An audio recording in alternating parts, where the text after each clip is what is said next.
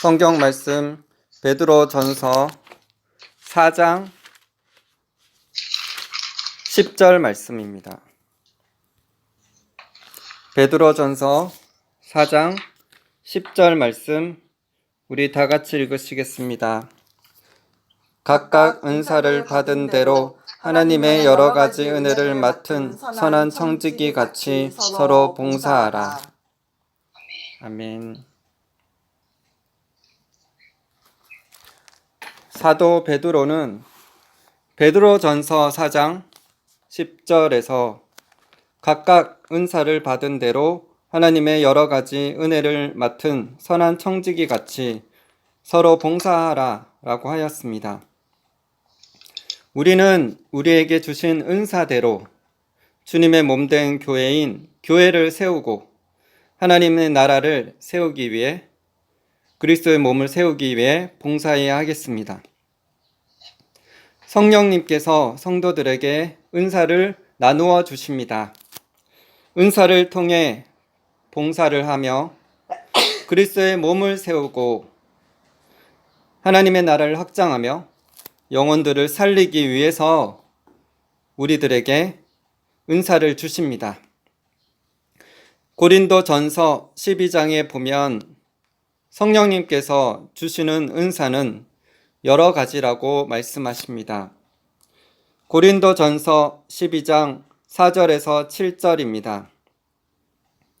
은사는 여러 가지나 성령은 같고 직분은 여러 가지나 주는 같으며 또 사역은 여러 가지나 모든 것을 모든 사람 가운데서 이루시는 하나님은 같으니 각 사람에게 성령을 나타내심은 유익하게 하려 하심이라. 고린도전서 12장에서는 9가지 은사에 대해서 기록하고 있습니다. 지혜의 말씀, 지식의 말씀, 믿음, 병 고치는 은사, 능력 행함, 예언함, 영들 분별함, 각종 방언 말함, 방언들 통역함. 이 9가지 은사를 각 성도들에게 성령님의 뜻대로 나눠 주셔서 영혼들을 살리기를 원하십니다. 로마서 12장에서도 성도들에게 주시는 은사에 대해서 기록되어 있습니다. 로마서 12장 6절에서 8절입니다. 우리에게 주신 은혜대로 받은 은사가 각각 다르니 혹 예언이면 믿음의 분수대로, 혹 섬기는 일이면 섬기는 일로, 혹 가르치는 자면 가르치는 일로, 혹 위로하는 자면 위로하는 일로, 구제하는 자는 성실함으로, 다스리는 자는 부지런함으로, 긍휼을 베푸는 자는 즐거움으로 할 것이니라. 로마서 12장 29절에 보면 하나님의 은사와 부르심에는 후회하심이 없느니라 라고 하셨습니다. 각 성도들에게 주시는 은사가 다 다르고 그 은사는 그 성도를 향한 하나님의 부르심과 연관이 있습니다. 저의 경우를 들어보면 하나님께서 저를 말씀을 전하는 자로 부르셨습니다. 하나님께서 저에게 어릴 때부터 진리의 말씀을 영혼들에게 전하는 것에 대한 소원을 주셨습니다. 제가 초등학교 3학년 때로 기억하는데 그때 인생에서 가장 가치 있는 일이 무엇일까? 라고 묵상하던 중에 이 세상에서 가장 가치 있는 일은 영혼을 구원하는 것이라고 생각했습니다. 목사님이신 저의 아버지처럼 매일 하나님과 기도로 교제하며 진리인 말씀을 제대로 알아서 영혼들에게 전함으로 영혼들을 구원하는 자가 되는 것이 저의 소원이었습니다. 그 소원을 하나님께서 저의 어린 마음에 부어주셨습니다. 그래서 저는 어릴 때부터 목사님이 되는 것이 소원이 되었습니다. 저의 눈에 목사님이 하나님과 제일 가깝게 지낼 수 있고 말씀을 전하기에 영혼을 살리는 최고의 직업으로 생각되었습니다. 빌립보서 2장 13절 너희 안에서 행하시는 이는 하나님이시니 자기의 기쁘신 뜻을 위하여 너희에게 소원을 두고 행하게 하시나니. 하나님의 꿈과 비전을 어릴 때부터 저의 마음에 주셔서 말씀에 대해서 준비케 하셨고 참된 진리인 하나님의 말씀을 증거케 하셨습니다. 저는 이 말씀 전하는 사명을 죽기까지 감당하며 수많은 영혼들을 살리게 되기를 기도드립니다. 저의 아내를 본다면 하나님께서 중보 기도의 은사를 주셨다고 생각합니다. 특별히 중보 기도하는 부르심 가운데 영혼들을 향한 하나님의 마음과 어떻게 기도해야 할지 기독해 하십니다.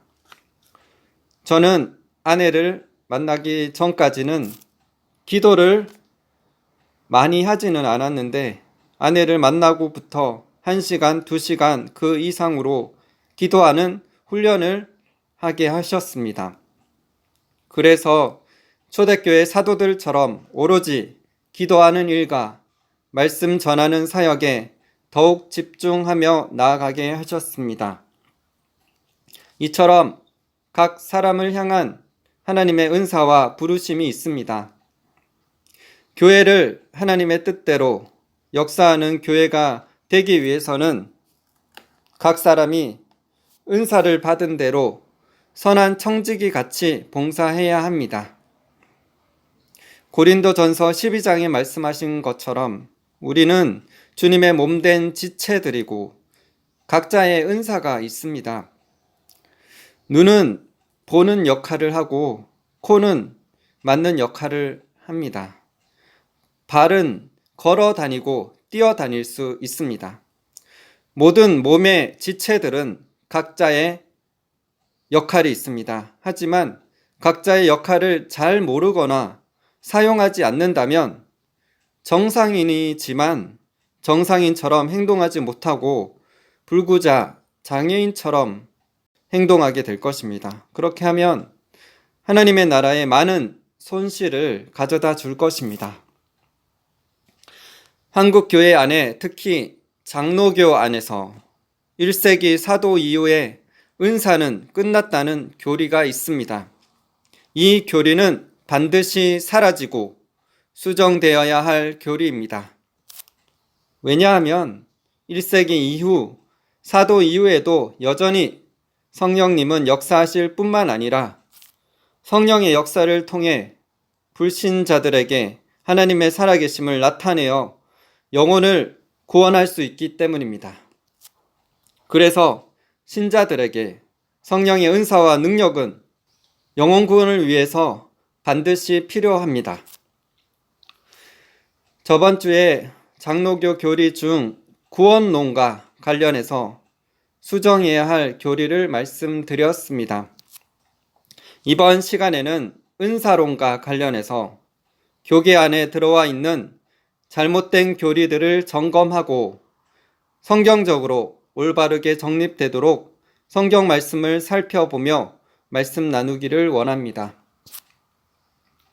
한국 교회 안에서 뿌리 뽑아야 할 은사에 대한 교리는 은사 중지론입니다. 이 교리는 1세기 사도 이후에, 즉 성경이 완성된 후에는 은사가 끝났다는 교리입니다. 치유, 축사, 예언, 방언 등 은사들은 지금은 역사하지 않는다는 것입니다. 정말 이해할 수 없는 교리입니다. 하나님은 어제나 오늘이나 영원토록 동일하신 분이신데 지금은 은사가 역사하지 않는다면 오순절 계통의 교단인 순복음 교회에서 수많은 기도하시는 분들이 치유와 예언의 은사를 받고 영혼들을 치유하고 살리는 일은 어떻게 된 것입니까? 그들이 하는 성령의 역사는 성령의 역사가 아니라 마귀의 역사입니까? 무슨 역사입니까? 이런 은사 중지론의 교리가 북유럽 교회가 쇠퇴하게 된 근본적인 원인이었는데, 한국 교회가 특히 장로교에서 루터와 칼빈이 성령의 은사들을 인정하지 않았다고 해서 오늘날 일어나고 있는 성령의 역사를 평가절하하고 급기야 마귀의 역사라고 말한다면 성령 해방죄까지 지을 수 있음을 알고 철저히 잘못된 교리를 수정하고 정말 성경으로 돌아가야 할 것입니다. 루터와 칼빈은 어거스틴의 영향을 받았습니다. 어거스틴은 처음에는 은사 중지론자였지만 후에 자신의 잘못을 인정하고 성령의 은사들을 인정했습니다. 하지만 루터와 칼빈은 어거스틴이 후에 성령의 은사들을 인정한 것은 잘못되었다고 보고 어거스틴의 일반 신학은 받아들였지만 은사로는 받아들이지 않았습니다. 저번 주에도 말씀드린 것처럼 16세기 루터와 칼빈을 통한 종교개혁은 대낮 같은 밝은 진리로 온전히 성경적으로 일치하는 종교개혁을 이룬 것은 아닙니다. 중세 카톨릭의 암흑시대에 여명이 비춰진 것으로 구원론과 은사론에 오류가 있었지만 하나님의 은혜로 루터와 칼빈을 통해 종교개혁이 일어났고 교회가 빛을 발하게 되었습니다. 하나님의 은혜로 종교개혁을 한 점에서 루터와 칼빈이 칭송받아 마땅하지만 그들의 교리들은 성경 위에 둠으로 절대적으로 인정하고 따르는 것은 잘못되었다는 것을 말씀드리고 싶습니다. 사도행전 17장 11절에 나와 있는 것처럼 베레아 사람들처럼 성경 말씀이 그러한가 하여 날마다 성경을 상고하고 성경으로 교리를 분별해야 합니다. 성경학자들 같은 똑똑한 분들이 성경 말씀을 해석하고 교리를 확립하였기에 똑똑하지 않은 우리 평범한 신자들은 그저 그런 분들의 교리와 해석을 따라야 한다고 착각할 수 있는데 성경은 그저 성경 연구와 노력으로 온전한 해석을 할 수 있는 것은 아닙니다.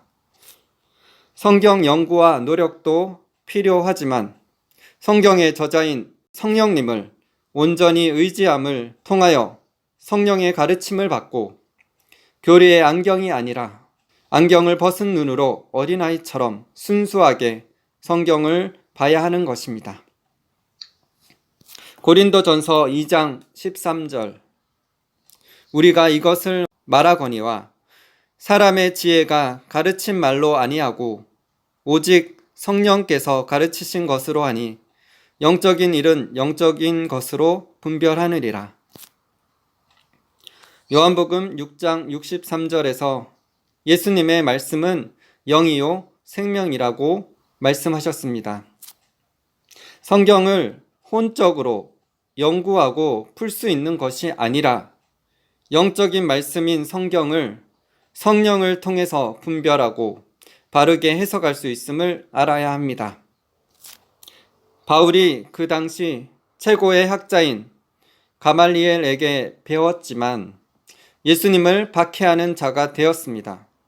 그가 예수님을 만나고 변화되었을 때 그를 덮고 있는 어둠의 베일이 거쳐지게 되었고 그는 자신이 핍박한 예수님을 오히려 담대히 증거하는 사도가 되었습니다. 고린도전서 2장 4절 5절 내 말과 내 전도함이 설득력 있는 지혜의 말로 하지 아니하고 다만 성령의 나타나심과 능력으로 하여 너희 믿음이 사람의 지혜에 있지 아니하고 다만 하나님의 능력에 있게 하려 하였노라. 사도 바울이 고린도전서 8장 1절에서 말한 것처럼 지식은 교만하게 하고 사랑은 덕을 세웁니다.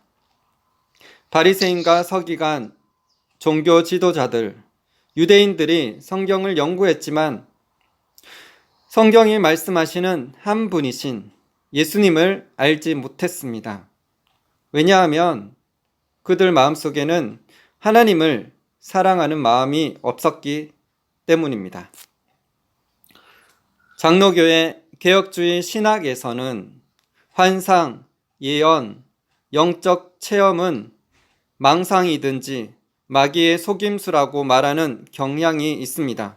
그래서 성령 운동을 하는 교회를 신비주의, 직통계시 이단으로 매도하게 됩니다. 잘못하면 성령 해방제가 될 수 있음을 알고 두려워해야 합니다. 예수님의 제자들이 사도 바울이 어떻게 전도했습니까? 성경 공부, 강해 설교만 했습니까? 아닙니다. 성령의 은사들을 통해 성령님이 역사하심으로 수많은 영혼들을 구원하였습니다. 우리도 문자적인 말씀만 전할 것이 아니라 성령님께서 주시는 계시를 통하여 영적인 말씀을 바르게 알고 전하며 성령의 은사와 능력을 받아서 하나님의 살아계심을 나타내므로 수많은 영혼들을 추수해야 할 것입니다. 아멘. 고린도전서 13장 8절 사랑은 언제까지나 떨어지지 아니하되 예언도 패하고 방언도 그치고 지식도 패하리라. 은사 중지론자들은 이 말씀을 근거로 내세워서 성경 완성된 1세기 이후에는 예언도 방언도 그쳤다고 말합니다. 그렇다면 지식도 패하여졌습니까? 아닙니다. 그들이 지식을 추구하는데 지식이 그쳤다고 말하지 못할 것입니다. 이 말씀은 그 후에 나오는 구절을 읽게 되면 자연스럽게 이해할 수 있습니다. 고린도전서 13장 8절에서 12절입니다. 사랑은 언제까지나 떨어지지 아니하되 예언도 패하고 방언도 그치고 지식도 패하리라.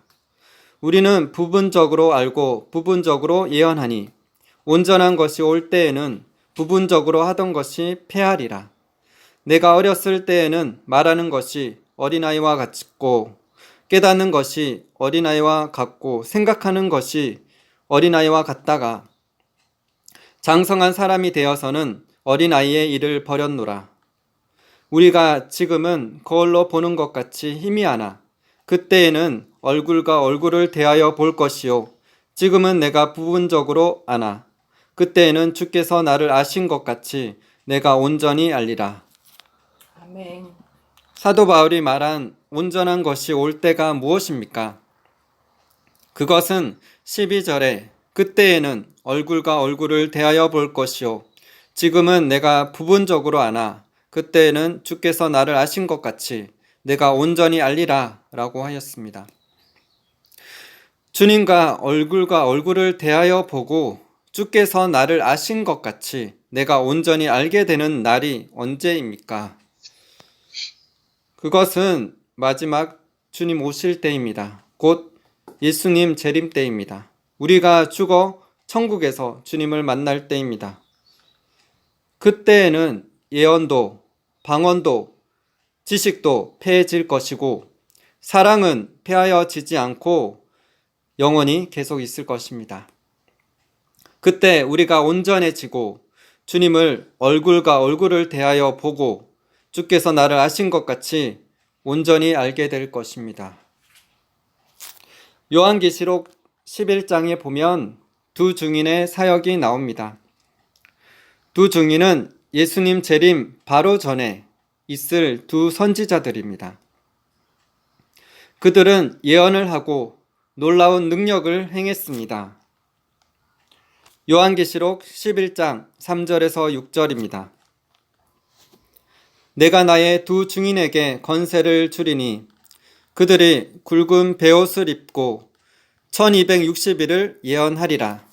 그들이 이 땅에 주 앞에 서 있는 두 감람나무와 두 촛대니 만일 누구든지 그들을 해하고자 하면 그들의 입에서 불이 나와서 그들의 원수를 삼켜버릴 것이요 누구든지 그들을 해하고자 하면 반드시 그와 같이 죽임을 당하리라.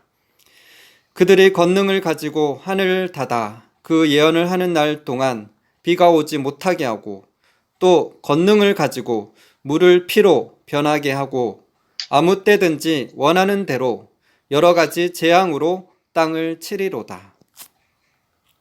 예수님 재림 전 두 증인의 사역은 예언과 놀라운 성령의 은사와 능력을 행하는 것을 성경에서 읽을 수 있습니다. 이처럼 예수님 재림 때까지 은사는 사라지지 않고 오히려 증가하게 될 것입니다. 그래서 사도행전 2장 17절에서 베드로 사도가 요엘 선지자의 예언을 인용하여 마지막 때 있을 성령의 역사를 예언하였습니다.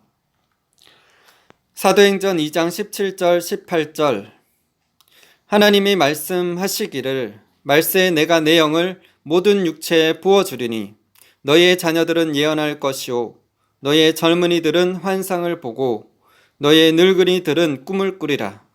그때 내가 내 영을 내 남종과 여종들에게 부어주리니 그들이 예언할 것이요. 이 마지막 때 성령의 부어짐이 있을 것입니다. 예언하고 환상을 보고 꿈을 꾸게 될 것입니다. 남녀 종들이 예언을 하게 될 것입니다. 그래서 수많은 영혼들을 주님께로 인도하게 될 것입니다. 그래서 우리는 교회를 죽이는 은사 중지로는 폐기 처분해 버리고 교회를 살리고 그리스도의 몸을 세우며 영혼 구원을 위해 반드시 필요한 은사와 능력을 받아서 사역하며 하나님의 나라를 확장케 되기를 기도드립니다. 아멘. 고린도전서 1장 4절 7절 그리스도 예수 안에서 너희에게 주신 하나님의 은혜로 말미암아 내가 너희를 위하여 항상 하나님께 감사하노니 너희가 모든 은사에 부족함이 없이 우리 주 예수 그리스도의 나타나심을 기다림이라.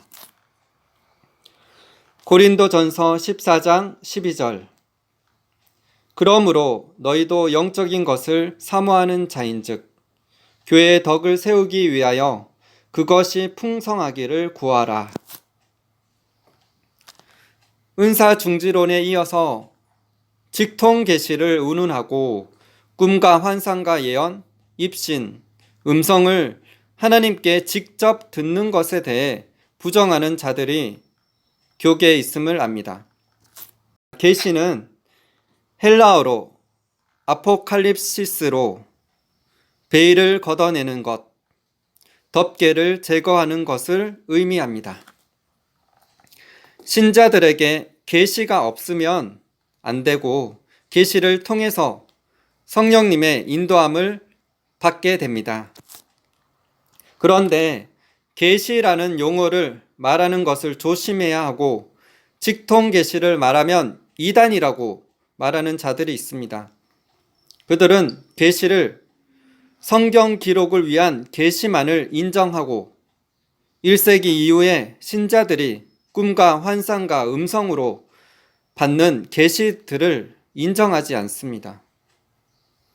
그런 내적인 사적인 계시들을 계시라고 이야기하면 안 된다고 말합니다. 하지만 성경 기록과 무관한 계시가 있음을 알아야 합니다. 분명 특별 계시로 통해 성경은 완성이 되었습니다. 하지만 각 사람을 향한 하나님의 사적인 내적인 계시들은 끝나지 않았습니다. 지금도 성령님께서는 꿈과 환상과 예언, 내적인 음성으로 성도들을 직접 인도하고 계십니다. 에베소서 1장 17절 우리 주 예수 그리스도의 하나님 영광의 아버지께서 지혜와 계시의 영을 너희에게 주사 하나님을 알게 하시고 사도 바울은 성령님을 지혜와 계시의 영이라고 하였습니다. 마태복음 11장 27절. 내 아버지께서 모든 것을 내게 주셨으니 아버지 외에는 아들을 아는 자가 없고 아들과 또 아들의 소원대로 계시를 받는 자 외에는 아버지를 아는 자가 없느니라. 예수님께서는 계시를 받는 자 외에는 아버지이신 하나님을 아는 자가 없다라고 하셨습니다. 그럼 계시를 받아야 구원 백성이 된다는 이야기인데 여기 기록된 계시는 구체적으로 무엇을 말할까요? 그것은 고린도 후서 4장 4절에 잘 나타나 있습니다. 고린도 후서 4장 4절입니다. 그 중에 이 세상의 신이 믿지 아니하는 자들의 마음을 혼미하게 하여 그리스도의 영광의 복음의 강체가 비치지 못하게 함이니 그리스도는 하나님의 형상이니라. 사도 바울은 이 세상의 신은 마귀가 불신자들의 마음을 베일로 가리고 있다고 하였습니다. 그래서 그들은 복음의 강체를 볼 수가 없습니다. 누군가가 그들의 마음을 가리고 있는 베일을 걷어주어야 합니다. 그런데 그 일을 하는 분은 성령님이시고 그것이 바로 계시입니다. 그래서 결국 계시가 없으면 구원이 불가능한 것입니다. 베일을 걷어주는 것이 계시인데 성령님을 통해 베일을 걷어주는 계시를 받아야 구원받을 수 있습니다. 그래서 계시는 구원을 위해 반드시 필요합니다. 저는 자주 하나님께 말씀의 계시를 주시고 부어주시기를 구합니다. 왜냐하면 저는 하나님의 말씀을 맡았고 하나님의 말씀을 받아 전해야 하기 때문입니다. 그래서 에베소서의 사도 바울의 고백이 저의 고백이 되었습니다. 에베소서 6장 19절. 또 나를 위하여 구할 것은 내게 말씀을 주사 나로 입을 열어 복음의 비밀을 담대히 알리게 하옵소서 할 것이니. 저는 자주 삶 속에 주시는 하나님의 꿈들을 받을 때 그 꿈들이 이루어지는 것을 점검합니다. 실제로 하나님은 꿈과 환상으로 내적으로 말씀을 통해 또는 하나님께서 주시는 생각을 통해 저와 여러분 모든 신자들의 삶을 인도하고 계십니다. 하나님의 말씀이 꿈과 환상, 천사의 방문, 입신을 통해서만 오는 것이 아니라 생각을 통해 온다는 사실을 잘 모르는 자들도 많습니다. 단 이게 자신의 생각인지 마귀가 주는 생각인지 하나님께로부터 온 생각인지 분별해야 할 것입니다. 자신의 생각과 마귀가 주는 생각은 혼으로부터 머리에 오지만 하나님께로부터 오는 생각은 대개 영으로 속으로부터 옵니다. 마태복음 10장 20절. 말하는 이는 너희가 아니라 너희 속에서 말씀하시는 이 곧 너희 아버지의 성령이시니라. 요한복음 14장 26절. 보혜사 곧 아버지께서 내 이름으로 보내실 성령 그가 너희에게 모든 것을 가르치고 내가 너희에게 말한 모든 것을 생각나게 하리라. 그래서 우리는 꿈과 환상, 예언, 천사의 방문, 입신, 환경을 통해 또 생각으로 통해 여러 가지 통로로 하나님의 음성을 들을 수 있음을 알아야 합니다. 이런 사적이고 내적인 계시들을 통해서 계시의 영이 되시는 성령 하나님께서 우리를 진리로 인도하고 계십니다. 아멘. 시대에는 크게 세 가지로 구분할 수 있는데 성부 시대, 성자 시대, 성령 시대가 있습니다. 구약 시대는 성부 하나님의 시대였습니다. 지금으로부터 2000년 전에 예수님께서 이 땅에 오신 성자 예수님 시대가 있었습니다. 예수님께서 부활하신 후에 성령님을 보내주셨고 이제는 성령 시대가 열리게 되었습니다. 성부와 성자 시대 때는 성령님께서 왕과 제사장, 선지자들에게만 임하셨지만 성령 시대인 지금이 마지막 시대는 모든 육체에게 성령님이 임하셔서 꿈과 환상과 예언을 통한 성령님의 인도하심을 경험케 하십니다. 성령을 통한 더 나은 언약을 저희들에게 주신 하나님께 감사드립니다. 아멘. 에레미야 31장 33절. 그러나 그날 후에 내가 이스라엘 집과 맺을 언약은 이러하니 곧 내가 나의 법을 그들의 속에 두며 그들의 마음에 기록하여 나는 그들의 하나님이 되고 그들은 내 백성이 될 것이라 여호와의 말씀이니라. 우리는 사도 바울이 이야기한 것처럼 기도를 하여 은사를 받고 계시와 능력을 받아야 합니다.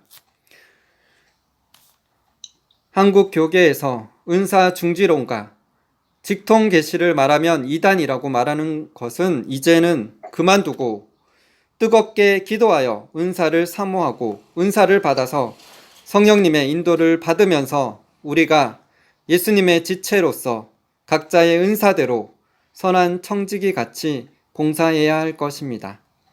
그래서 하나님의 나라를 확장하고 수많은 영혼들을 살리는 저와 여러분 되시기를 예수님의 이름으로 기도드립니다. 아멘. 예수님께서 교회는 만민이 기도하는 집이라고 하셨습니다. 우리 모두 기도하여 성령의 은사와 능력을 받아 주님의 일을 해야 하겠습니다. 지금은 소천하신 조용기 목사님께서 고백하신 글을 나누겠습니다. 많은 분들이 목사님께서 그렇게 바쁜 사역 가운데서도 메시지를 전하는 것을 보면서 어떻게 설교를 준비하실까 궁금해하고 있습니다. 메시지를 준비하는 목사님만의 어떤 방법이 있으십니까? 특별한 방법이 있는 것은 아닙니다. 다만 24시간 계속해서 메시지를 위해서 기도하고 살아갑니다. 메시지를 남의 책에서 읽는다든지 남이 설교한 것을 하면 힘이 없습니다. 구성은 잘하고 지적으로 흠이 없을지 모르지만 내가 마음에 받지 않은 메시지는 그 메시지에 따르는 힘이 없습니다. 앵무새처럼 반복은 할 수 있지만 힘이 없다는 것입니다. 그러므로 저는 하나님께 직접 메시지를 받아 이것이야말로 이때 이 장소에 이 사람들에게 준 메시지라는 것을 분명히 알고서 나갑니다. 많은 사람이 저에게 집회 강사로, 부흥 강사로 미리 메시지를 적어달라고 한 달 전에, 열흘 전에 요청해 오는데 저는 메시지를 적어주는 법이 없습니다. 왜냐하면 그 당시에 가서 하나님께서 어떤 말씀을 주실지 모르기 때문입니다. 제가 이미 메시지를 적어놓고 나면 성령이 주시는 살아있는 말씀을 받지 못하기 때문에 힘이 없습니다. 그렇기 때문에 저는 언제나 현장에 가서 기도하고 거기에서 하나님의 성령이 주시는 메시지를 마음속에 받아서 설교를 하려고 노력합니다. 그래서 늘 기도를 하면 하나님께서 메시지를 주십니다. 저는 메신저이기 때문에 메시지를 전달해 주는 주인이 제게 말씀을 주실 때까지 기다립니다. 저는 목회를 한 그날로부터 매일 하나님께 메시지를 달라고 부르짖어 기도하는 그런 삶을 살아왔습니다. 하나님이 메시지를 주실 때도 있고 남의 설교를 듣다가 주시기도 하고 성경을 읽다가 자다가 메시지를 주시기도 합니다.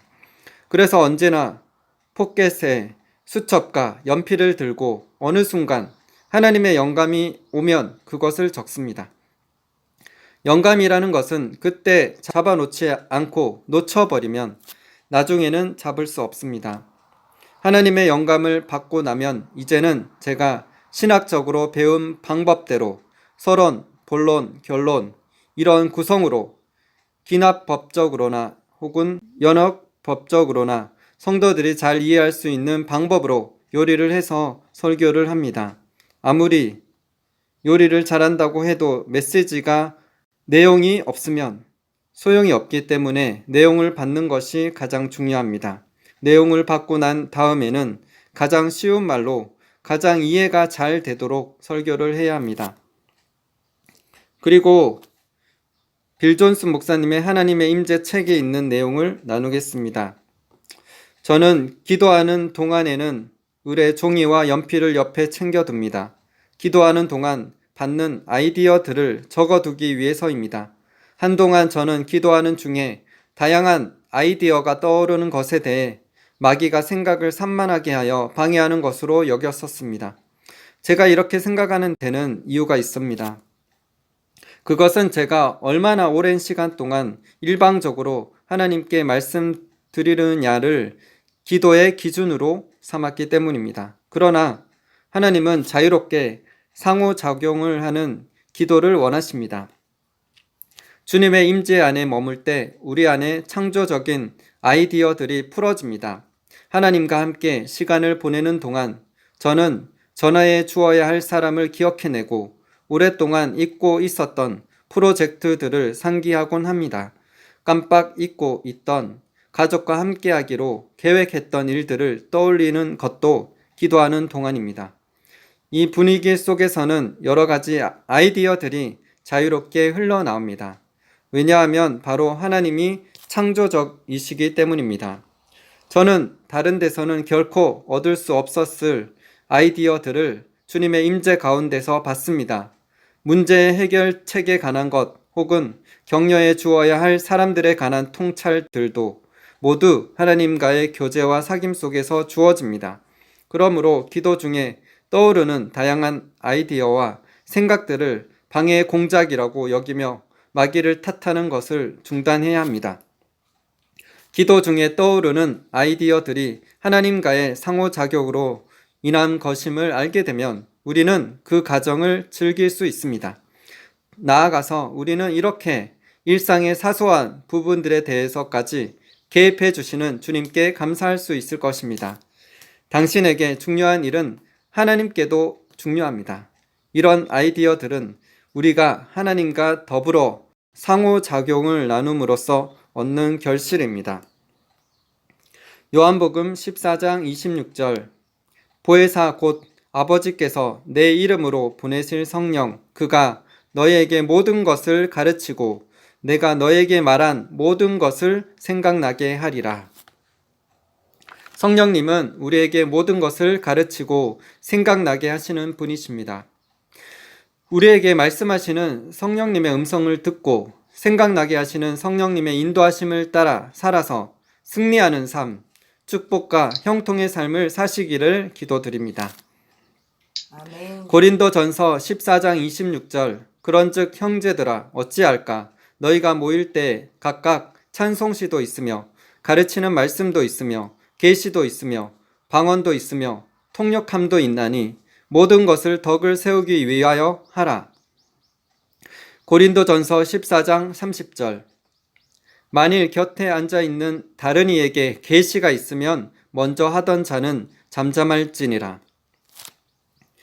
고린도 교회의 성도들에게는 찬송시, 가르치는 말씀, 방언, 통역함 등 여러 가지 은사들이 있었는데 그 중에 계시도 있었다고 말씀하고 있습니다. 성도들이 개인적으로 계시를 하나님으로부터 직접 받았고 하나님께서 주시는 계시대로 인도함을 받고 살아갔습니다.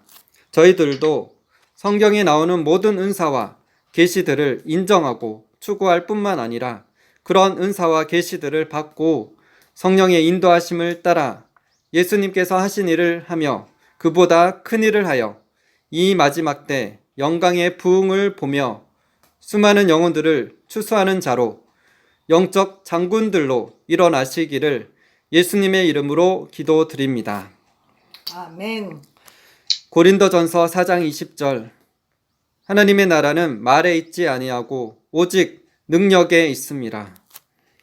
고린도전서 2장 4절 5절 내 말과 내 전도함이 설득력 있는 지혜의 말로 하지 아니하고 다만 성령의 나타나심과 능력으로 하여 너희 믿음이 사람의 지혜에 있지 아니하고 다만 하나님의 능력에 있게 하려 하였노라.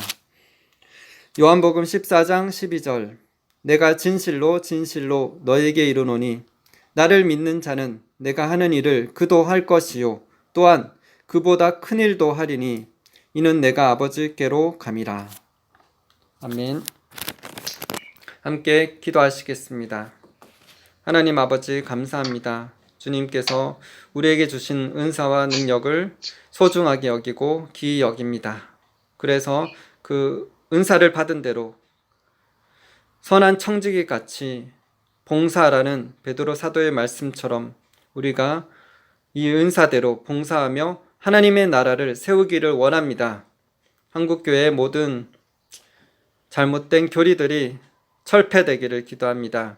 은사 종지론이 사라지고 수정되기를 원합니다. 주님, 그래서 1세기 이후에 예수님 오실 때까지 은사는 계속될 것이고 오히려 증가될 것임을 성경이 말씀하고 있습니다. 말세에 내가 내 영으로 모든 육체에게 부어주리니 너희 자녀들은 예언할 것이요 너희 젊은이들은 환상을 보고 너희 늙은이들은 꿈을 꾸리라. 그때 내가 내 영으로 내 남종과 여종들에게 부어주리니 저희가 예언할 것이요 또 내가 위로 하늘에서는 기사와 땅에 징조를 베풀리니 곧 피와 불과 연기로다. 주의 크고 영화로운 날이 이르기 전에 해가 변하여 어두워지고 달이 변하여 피가 되리라. 누구든지 주의 이름을 부르는 자는 구원을 받으리라 하셨습니다. 이것은 마지막 때에 대한 예언입니다. 이 마지막 때 하나님께서 모든 육체에게 꿈과 환상과 예언을 성령을 부어 주실 것입니다. 그 은사를 받아서 우리가 땅끝까지 주의 복음을 증거하며 주님 오심을 예비하는 자가 되게 하여 주시옵소서. 한국교회가 일어나게 하여 주시고 주님, 우리가 기도할 때 성령님께서 역사하시고 성령의 은사와 능력들을 주실 것입니다. 성령의 은사와 능력을 사모하며 은사를 받은 대로 선한 청지기 같이 봉사하는 저희들 다 되게 하여 주시옵소서. 주님을 찬양하며 감사드립니다. 예수 그리스도의 이름으로 기도드립니다. 아멘. 아멘.